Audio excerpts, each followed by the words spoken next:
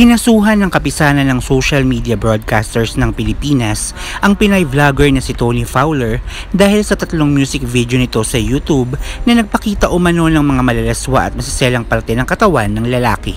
Ang kaso ay 3 beses na paglabag sa Revised Penal Code Section 201 in relation to cybercrime law. Bawat video ay may kaukulang multa na 6,000 hanggang 12,000 at parusang pagkakakulong ng hanggang 20 taon. Narito ang video mula sa Pasay City Prosecutor's Office kaugnay ng pagsasampa ng kasong kriminal sa vlogger na si Tony Fowler, kaugnay ng malalaswa umano niyang video online. May isang minor pang kasama sa video. So this is a minor, I think pamangkin niya to, minor child. So I think 17 pa to yung video na to. So nandiyan, habang naliligo sila na may sabon, umiinom ng alak.